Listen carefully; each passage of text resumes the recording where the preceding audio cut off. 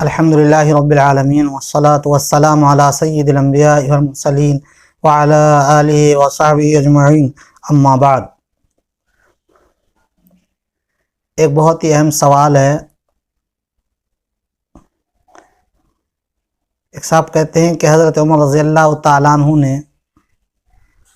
اپنے بیٹے کو زنا کرنے کی وجہ سے کوڑے مارے اور ان کوڑے لگنے کے دوران ان کا انتقال ہو گیا اور باقی کوڑے ان کے لاش پر مارے گئے۔ یہ قصہ کیسا ہے؟ تو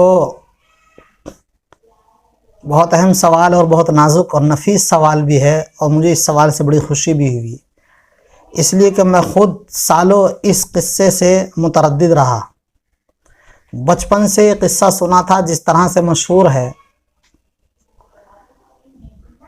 اس کا خلاصہ یہ ہے کہ حضرت عمر رضی اللہ عنہ کی خدمت میں ایک عورت بچے کو لے کر حاضر ہوئی اور کہا، یہ آپ کا پوتا ہے اور آپ کے فلاں بیٹے نے ابو شامہ جن کی کنیت ہے، تو انہوں نے شراب پی، مجھ سے زنا کیا، یہ بچہ پیدا ہوا۔ تو حضرت عمر رضی اللہ عنہ ان کو گھر سے پکڑ کے لائے اور انہوں نے اس کا اقرار کیا۔ تو پھر حضرت عمر رضی اللہ عنہ پر حد جاری کی، اور اس حد جاری ہونے کے درمیان ان کا انتقال ہو گیا اور باقی کوڑے ان کی لاش پر لگائے گئے۔ جب سے اللہ تعالیٰ نے علم شعور کو عطا فرمایا اور کتابیں کو دیکھیں، دل اندر سے ابا کرتا تھا کہ حضرت عمر رضی اللہ عنہ کی شان تو بڑی بلند ہے۔ حضرت عبداللہ بن مسعود رضی اللہ عنہ فرماتے ہیں کہ حضرت عمر ایک دین کا ایسا قلعہ ہے اسلام کا کہ جو اس میں داخل ہو گیا ایک مرتبہ ان کے زمانے میں، وہ پھر نکل نہیں پایا۔ تو ان کے بیٹے سے ایسی کیسی حرکت ہو گئی، ان کے گھر کے اندر خود ان کے بیٹے کی تربیت نہیں ہو پائی، کیا نعوذ باللہ۔ تو دل اندر گھٹتا تھا، کہتا تھا کہ ایسا تو نہیں کہ اس کے اندر کوئی دشمنوں کی سازش اور چال حضرت عمر رضی اللہ عنہ کو بدنام کرنے کے لیے۔ اسی طرح حضرت حضرات صحابہ کرام رضی اللہ اجمعین جیسی مقدس جماعت کے میت پر کوڑے مار رہے ہیں، یہ عقل سے دور ہے، بعید ہے، اس لیے کہ زیادہ سے زیادہ سزائے موت ہے، اور اس کے بعد بات ختم۔ تو یہاں پر میت پر حد جاری کرنا، یہ تو نہ عقلاً صحیح ہے اور نہ نقلاً صحیح ہے۔ اس لیے مجھے سالوں اس میں تردد رہا اور اللہ سے دعا کرتا رہا کہ اللہ تعالیٰ اس کی صحیح حقیقت حال وہ واضح فرمائے۔ تو الحمدللہ کتب بینی کے دوران پھر اس کی تحقیق ہوئی تو دل باغ باغ ہو گیا کہ واقعی اس کی حقیقت یہی ہے۔ تو اس لیے مجھے اس سوال کے آنے سے بڑی خوشی ہوئی، اور میں اس لیے اس کو مختصراً اس کے صحیح واقعے کی صحیح صورتحال حوالوں کے ساتھ انشاءاللہ عرض کر رہا ہوں۔ اللہ تعالی ہم کو صحابہ کرام اجمعین کی سچی محبت، ان کی عظمت عطا فرمائے۔ تو اس سوال کا جواب مختصر یہ ہے کہ یہ جو حضرت عمر رضی اللہ عنہ کے بیٹے کا قصہ ہے تو وہ شامہ کا، جس طرح مشہور ہے، جو سوال میں سائل نے پوچھا ہے، میں نے عرض کیا، یہ بالکل غلط ہے، موضوع ہے، من گھڑت ہے، اس کی کوئی حقیقت نہیں، یہ بہتان ہے صحابہ کرام اجمعین اور بالخصوص حضرت عمر رضی اللہ عنہ پر۔ بات یہ ہے کہ اس قصے کو واعظین اور مقررین نے بھی اور شعراء نے اپنے کلام میں بھی اس کو بیان کیا اور کرتے رہتے ہیں، اس لیے لوگوں کے ذہنوں میں یہی بات بیٹھ گئی ہے، لیکن یہ بات غلط ہے۔ صحیح صورتحال یہ ہے کہ آپ کے بیٹے جن کی کنیت ابو شامہ ہے، ان کا نام عبد الرحمن الاوسط ہے۔ ان کا یہ قصہ ہے، نہ انہوں نے شراب پی، نہ انہوں نے زنا کیا، نہ ایسا کچھ ہوا، نہ ان کا حد جاری ہونے کے دوران موت واقع ہوئی۔ حد تو جاری ہوئی، لیکن شراب پینے یا زنا کی وجہ سے نہیں ہوئی۔ کس وجہ سے وہ میں عرض کروں گا۔ پہلے میں کہ یہ جھوٹ ہے قصہ، اس کا میں حوالہ دے دوں۔ آپ دیکھیے لالی مصنوعہ، اس کے اندر شیروی ابن شہریار کی سند سے یہ حدیث نقل کی ہے، اور اس کے بعد لالی مصنوعہ میں فرمایا موضوع، کہ یہ موضوع ہے، من گھڑت ہے، اگر فیہ مجاہیل، اس میں تو بہت سارے مجہول لوگ ہیں۔ امام دارقطنی فرماتے ہیں کہ حضرت مجاہد کی جو حدیث ہے ابن عباس رضی اللہ عنہ سے، اس میں جو ہے ابو شامہ والی حدیث وہ صحیح نہیں ہے، لیس بصحیح ہے۔ اور جو دوسرے طریقے سے روایت کی گئی ہے ایک عبد القدوس ابن حجاج سے، اور انہوں نے صفوان سے، اور صفوان ہے تو عمر رضی اللہ عنہ سے روایت نقل کرتے ہیں، تو فرماتے ہیں کہ عبد القدوس جو ہے یزع، وہ حدیث کو گھڑتا تھا، اپنی طرف سے بنا بنا کر بیان کرتا تھا، اور صفوان اور حضرت عمر رضی اللہ عنہ کے درمیان جو ہے وہ کئی سارے واسطے ہیں، اور وہ ڈائریکٹ حضرت عمر سے بیان کر رہے ہیں، تو اس لیے یہ روایت بالکل موضوع من گھڑت ہے۔ میں اہل علم کے لیے پوری روایت پڑھ دیتا ہوں، یہ عبارت پڑھ دیتا ہوں۔ موضوع فیہ مجاہل قال الدارقطنی حدیث مجاہد عن ابن عباس رضی اللہ تعالی عنہما فی حدیث ابی شہمہ لیس بصحیح، وقد روی من طریق عبد القدوس ابن الحجاج عن صفوان عن عمر رضی اللہ تعالی عنہ وعبد القدوس یزع وصفوان بینہ وبین عمر رضی اللہ تعالی عنہ الرجال۔ اس لیے یہ روایت بالکل من گھڑت اور جھوٹ ہے، اللہ علیہ مصنوعہ میں یہ موجود ہے۔ صحیح قصہ کیا ہے؟ صحیح قصہ یہ کہ آپ کے بیٹے حضرت عبد الرحمن الاوسط، جن کی کنیت ابو شہمہ ہے، وہ مصر میں محاذ پر جہد تھے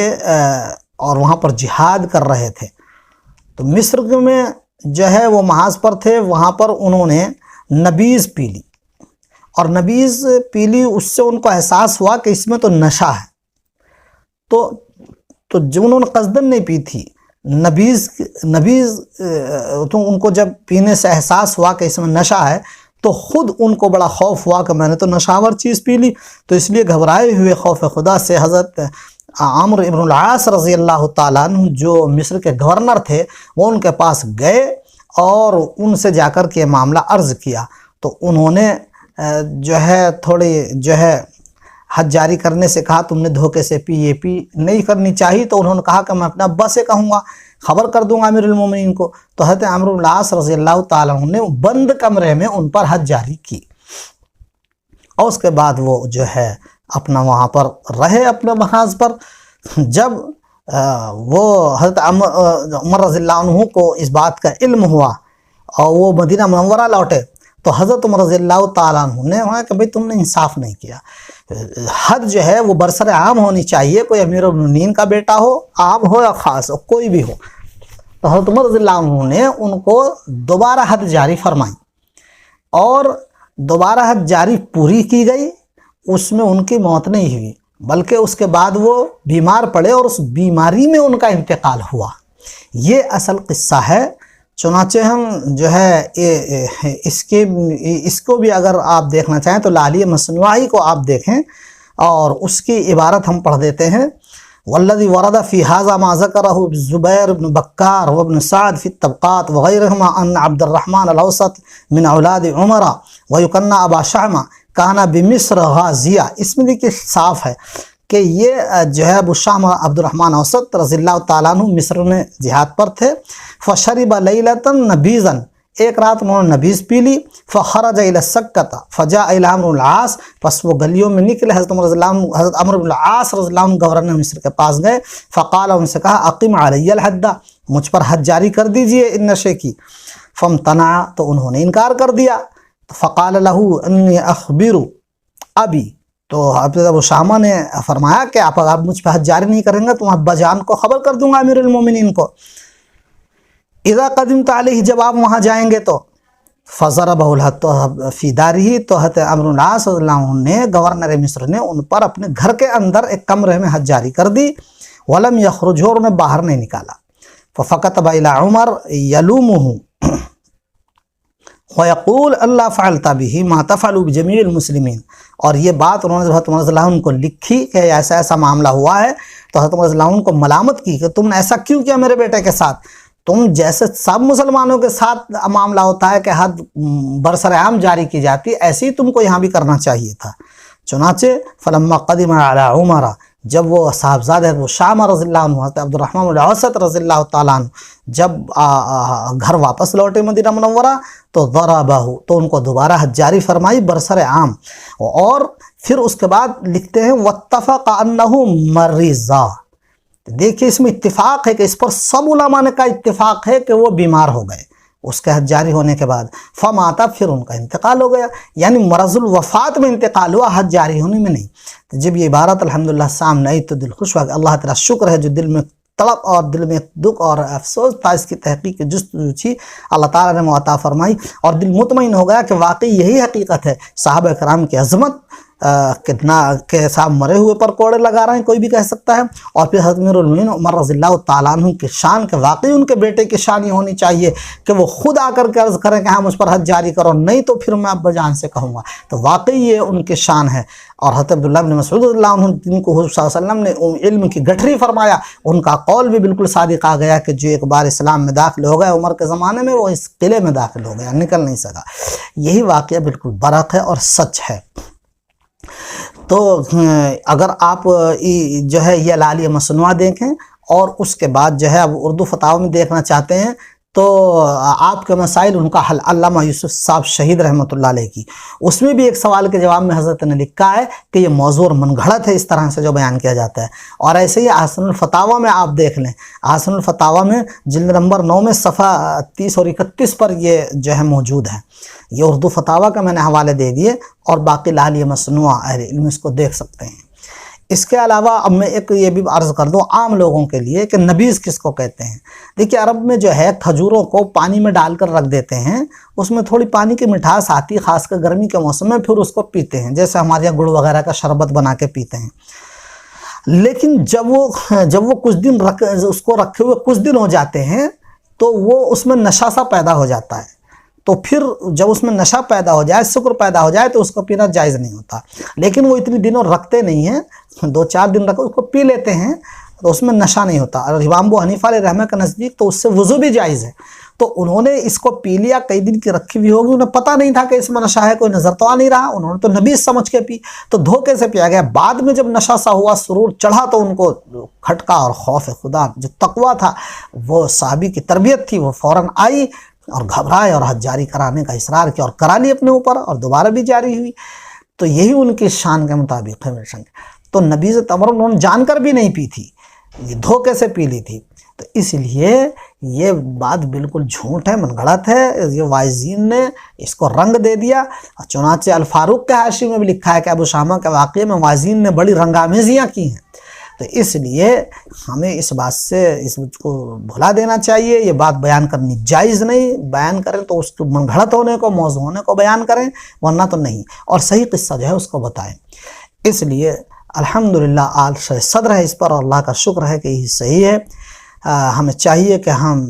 صحابہ کرام رضی اللہ اجمعین کے بارے میں عظمت اور محبت کا معاملہ کریں۔